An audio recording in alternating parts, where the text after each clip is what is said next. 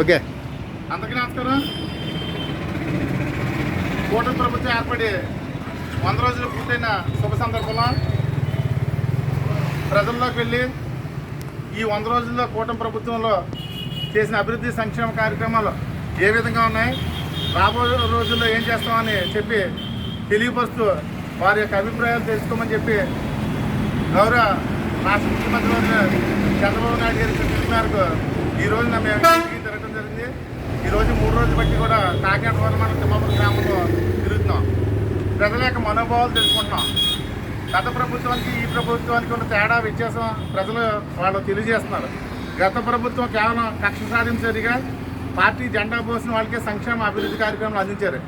కానీ ఈ ప్రభుత్వం అలా కాదు. ఈ ప్రభుత్వానికి 2 కళ్ళు వంటి వారు గౌరవ నారా చంద్రబాబు నాయుడు గారు, పవన్ కళ్యాణ్ గారు. ఒక పక్క చంద్రబాబు నాయుడు గారు ఎంతో అనుభవం ఉన్న నాయకులు, 45 సంవత్సరాల రాజకీయ అనుభవానికి, అలాగే 4వ ముఖ్యమంత్రి చేస్తున్నారు. ఆయన గొప్ప విజన్ ఉన్న నాయకుడు.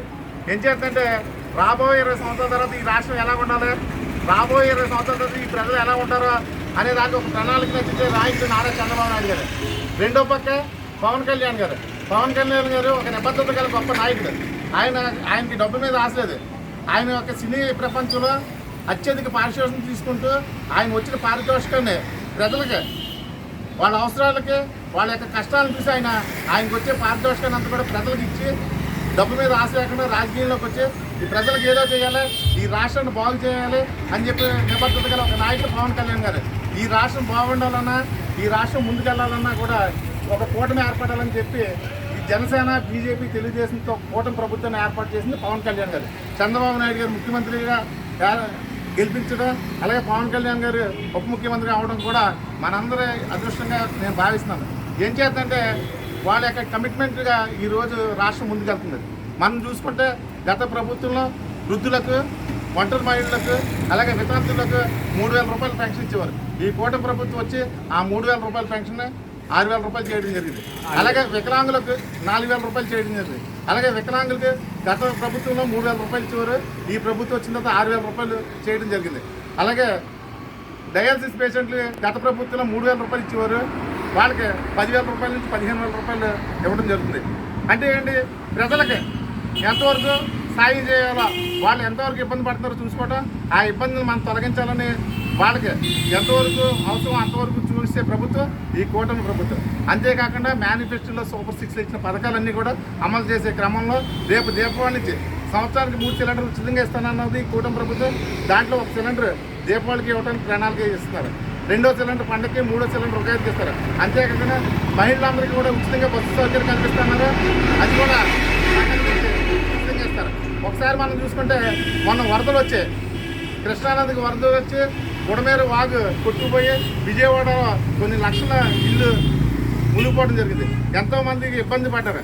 ఇలాంటి సమయంలో ఈ కూటమి ప్రభుత్వం ఉండటం వల్ల పవన్ కళ్యాణ్ గారు ఉప ముఖ్యమంత్రిగా, చంద్రబాబు నాయుడు ముఖ్యమంత్రిగా ఉండటం వల్ల వెంటనే ముఖ్యమంత్రి గారు నైట్ స్పందించి అక్కడికి వెళ్ళి అక్కడ ప్రజలందరినీ కూడా ఆయన పరామర్శించి, పలకరించి, వారి యొక్క కష్టాలను తెలుసుకుని అక్కడే విజయవాడలో ఒక బస్సులో ఆయన 10 రోజులు మకా ఉండి విజయవాడ కలెక్టరేట్లో 10 రోజులు అక్కడ ఉండి ఆయన వాళ్ళందరినీ ఒక సేఫ్ జోన్గా వాళ్ళని రక్షించి, వాళ్ళని కాపాడి, వాళ్ళకి ఇవ్వాల్సిన అన్నీ కూడా నిత్యావసర వస్తువులు అయితే, వాటర్ అయితేనే, బియ్యం అయితేనే అన్నీ కూడా వాళ్ళందరూ కూడా ప్రభుత్వం నుంచి అందించేలా చేసి 10 రోజులు అక్కడండి మళ్ళీ వాళ్ళు సాధారణ గృహంలో ఎవరి గృహాలకు వాళ్ళు వెళ్ళేలా చేసి అప్పుడు ఆయన ఇంటికి వెళ్ళడం జరిగింది. అంటే ఈ ప్రభుత్వ లక్ష్యం ఒకటే, ప్రజలకి ఏ ఇబ్బంది వచ్చినా మనం ఉన్నామన్న భరోసాగా ముందుకెళ్ళే ప్రభుత్వం ఈ ప్రభుత్వం.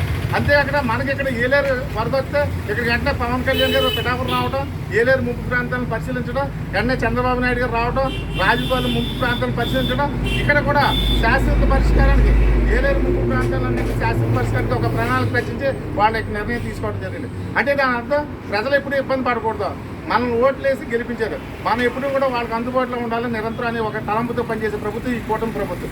ఈ ప్రభుత్వం ఇలాగ ఉండాలి. ఇది మంచి ప్రభుత్వం. ఈ 100 రోజుల్లో 100 చక్కటి పథకాలు పెట్టారు, ప్రజలకు అందించారు. అంచేత ఈ ప్రభుత్వం ఎప్పుడు ఇలాగే ఉండాలని ఈ కూటమి ప్రభుత్వం నిరంతరం కూడా మళ్ళీ వచ్చే ఎన్నికల్లో కూడా 2029లో కూడా మళ్ళీ ఈ కూటమి ప్రభుత్వం రావాలని చెప్పి మేమందరూ కూడా ప్రజలు తెలియస్తాం.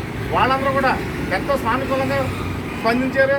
వాళ్ళ గత ప్రభుత్వానికి ఈ ప్రభుత్వాన్ని బ్యారీ చేస్తున్నారు. గత వైఎస్ఆర్సీపీ కక్ష సాధింపు ప్రభుత్వంగా పనిచేసింది. ఈ ప్రభుత్వం మాకు ప్రజలందరికీ సంక్షేమ అభివృద్ధి కార్యక్రమం అందిస్తుందని చెప్పి ప్రజలందరూ కూడా ముక్తకంఠాన్ని తెలియజేస్తారని చెప్పి తెలియజేస్తున్నాం. జై తెలుగుదేశం, జై కూటమి.